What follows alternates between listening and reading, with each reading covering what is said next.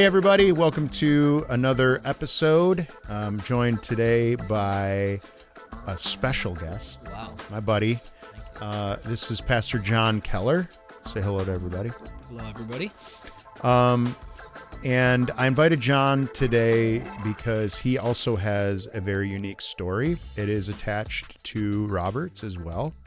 And we're in this current series of podcasts. We're just kind of highlighting people's stories that are unique, interesting, cool. What was the last one that we came up with that is like, you have to be, doesn't matter. Troubled? I don't know that I check unique. You got to be troubled. Cool. Yeah, maybe. You got to be troubled. Are you troubled? I have been. Okay.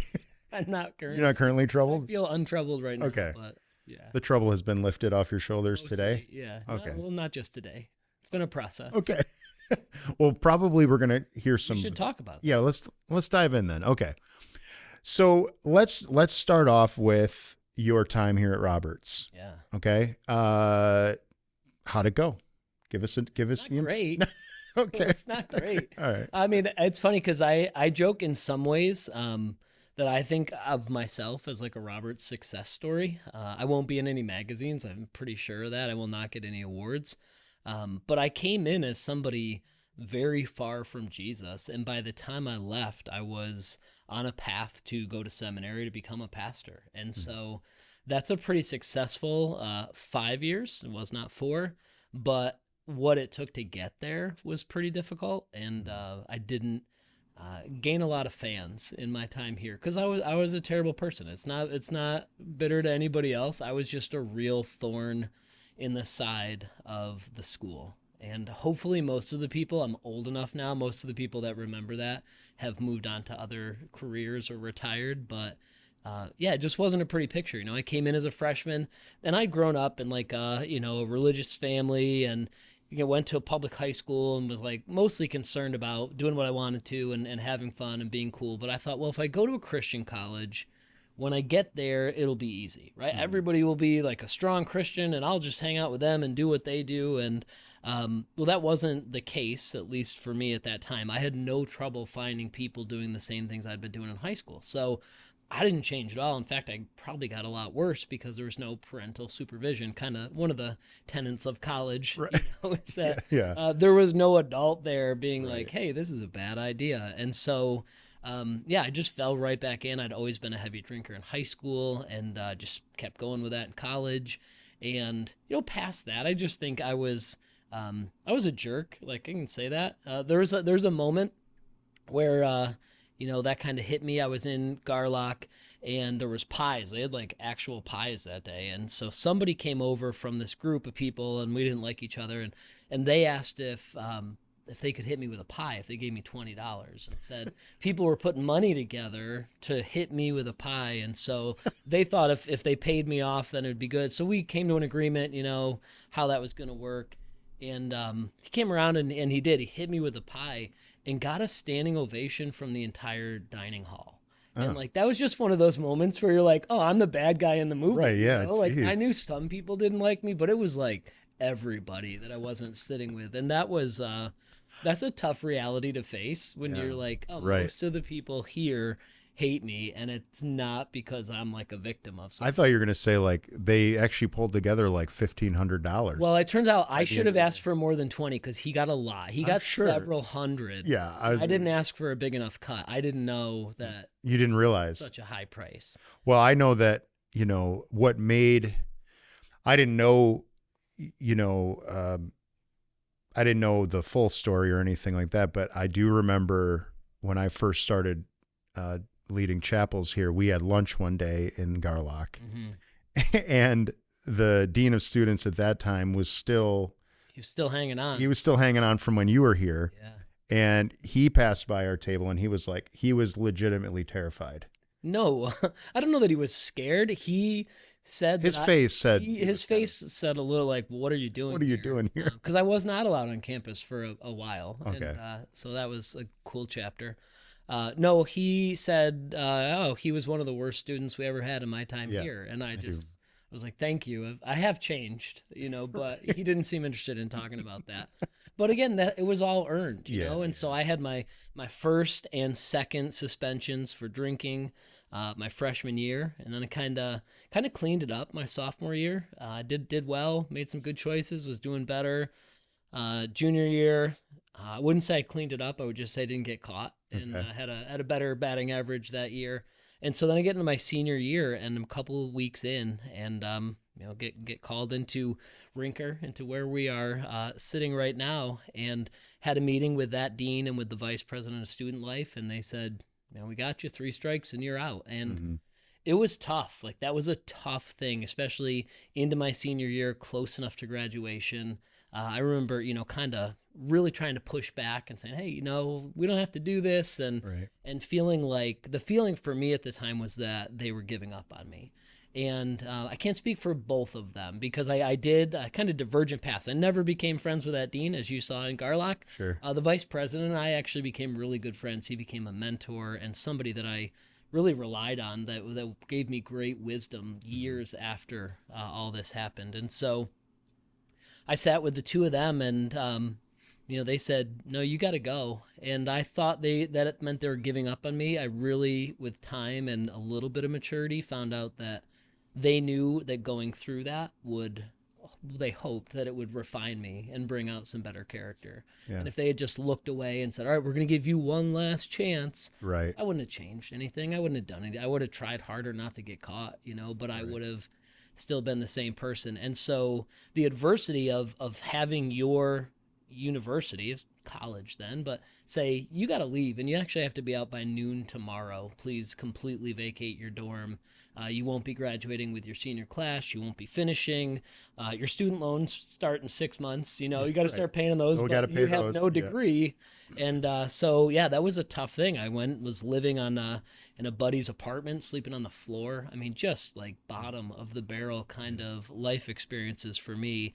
And all of that led to what I would say was a real spiritual renewal where, I just had that moment of being like, look at who you are. Like you had plans to be somebody else, and then you made choices that didn't lead to that place. And hmm, so I got kicked out in September. It wasn't until January, so it was a while because I was just mad. yeah, I was everybody else was at fault but me. Wanted to be the victim, and it took from September till January to really look in the mirror and say, "Man, this isn't it. This is not who you wanted to be." And so, at that point, I really started to change. God really started to change me, and I definitely knew before anybody else, but that started to become more evident. And so, a couple months later, after that, I'd reached out and said, "Hey, I'd like to meet with somebody about coming back to Roberts." Technically, you said it was a year suspension, so now when I left, I said, I'm never coming back yeah, here. right, I will die before I return to Roberts. I think I said things about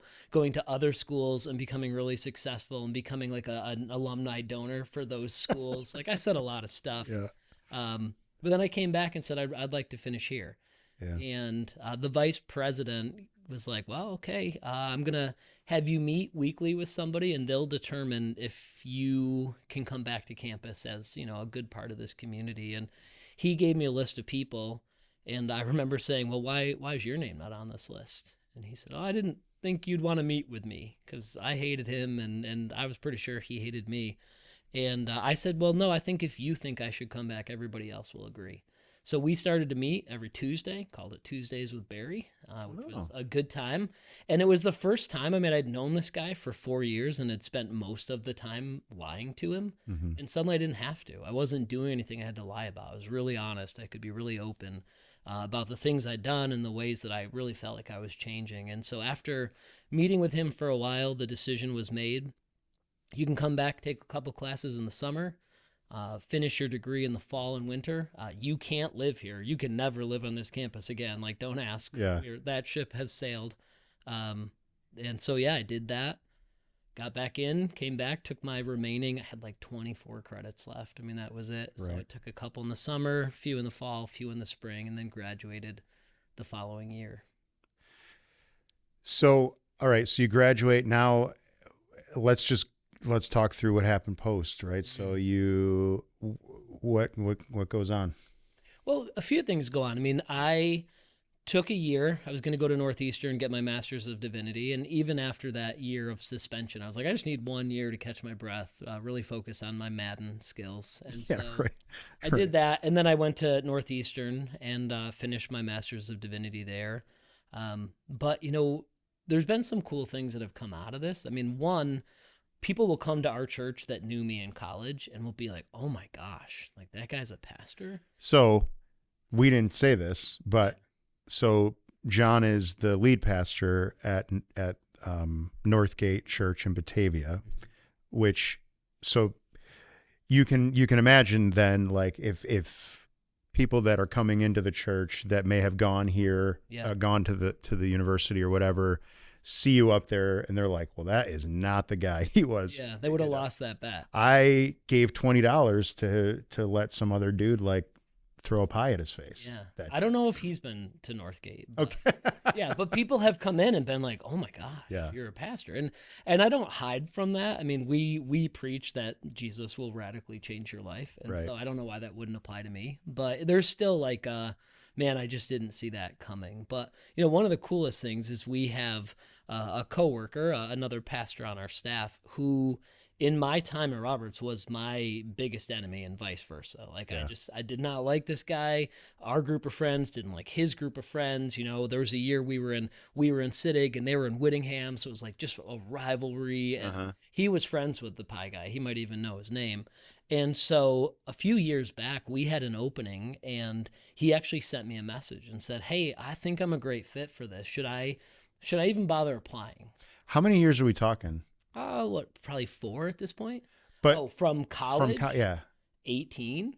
Yeah. So you would have left here been like, I'm never gonna never. Never going to speak to him again. I have no need He's to a- speak yeah. to him again. And Right. vice versa. He Yeah. wasn't like it Yeah. at home being like, "Oh man, I hope John Keller reaches out to Yeah. me." Yeah. But then he felt called to this position and felt like he was a good fit and felt like the church was a good fit for him and his family. So he reached out to me and said, "Hey, I think I'm a good fit. Should I bother applying?" And everything in me was like, no, no, wait. Please don't waste paper printing your resume. I would never let you work at my church. It's Yeah. not my church, but Yeah. in that setting, it felt like it.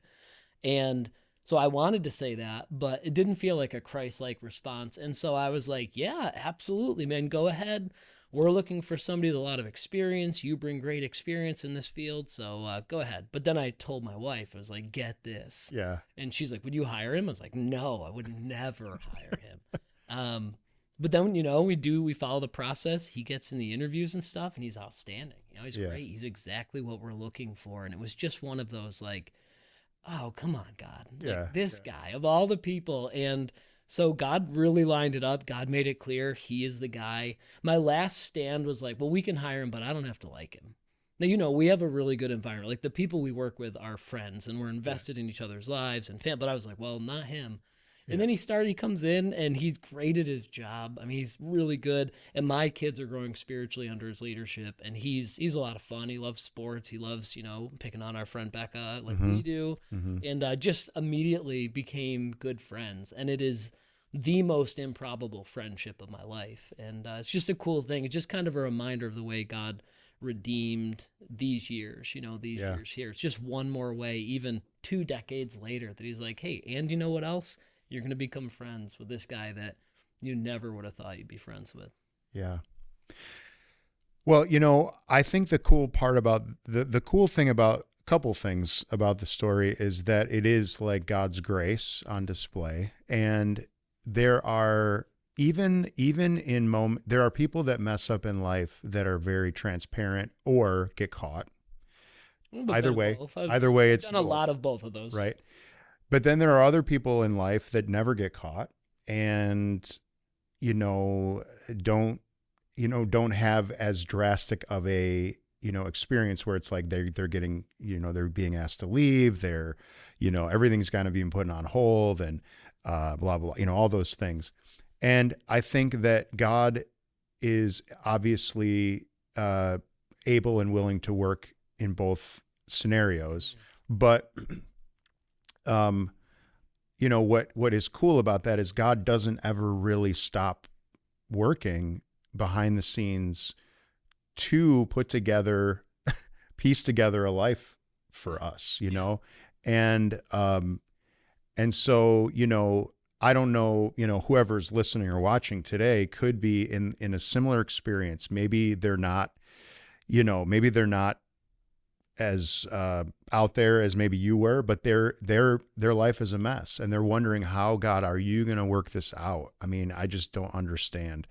I mean, maybe you can speak a little bit to that, like some of those moments in your life where you're just like, I didn't know, you know, but where you're at now gives you some perspective, right? Yeah. Yeah. I think there's that trust in that he can use even those lowest moments, right? I mean, like I said, I begged, like, don't kick me out. I'll get it straight. I'll be good. You won't hear a word from me from now until graduation.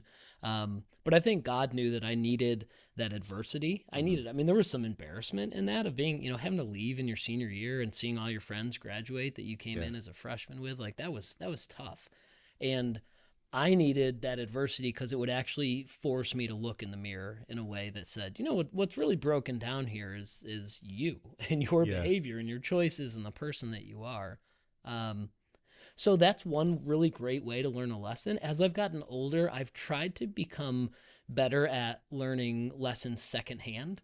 I stopped texting and driving when somebody that I care about got in an accident texting and driving. I wasn't doing it a ton, but I was doing it. But then he got in an accident, and I thought, you know, I'm going to stop now when it's not my accident, because that's usually how I've lived, is like I'll do something really bad and then like learn the lesson from it, you know. And so I've tried to get better at that, of saying, hey, how can I learn this lesson without bottoming out? Because I'm kind of at a point in life where I've bottomed out enough, and I try not to. I kind of got sick of it. It's like, it's just a tough way to learn lessons. But especially at 21, that's what I needed. Anything else, I would have just come out being like, beat him again. You know, I talked him into it. I talked them into letting me stay. I talked them into letting me finish my senior year. And there wouldn't have been that adversity that caused a real self-examination. Mm-hmm. Well, I never know how to end these, so I just say thank you. And thank you for having me. And, you know, I think it is a powerful example of how God can redeem, you know, and again, he redeems all of us. Mm-hmm. And I don't think that there's, you know, sure, there's like more tragic stories. You know, I don't have the same story you have. We're basically in the same spot. We just got there differently. Yeah. But God has had to equally redeem both of us in unique and different ways. And that's cool that God's redemption covers over a lot of things, you know, and brings us to where we're at today. And so anything you would like to share as we leave? I mean, I've shared a lot. I don't know what else. You're pretty shared out? Like, yeah, I'm, all right, I'm that's cool. I mean, just that, I think it's great. I think God's grace, God's mercy extends even past like my stupidity. Like I wasn't. You said there's more tragic things. I mean, people went through a lot tougher stuff during their time here when I was here with them, and mine was all self-inflicted.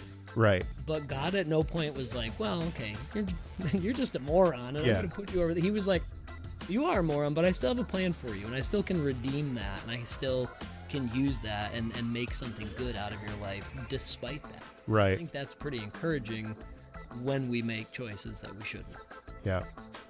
Well, thanks, man. Yeah, thank you. Thanks for having me.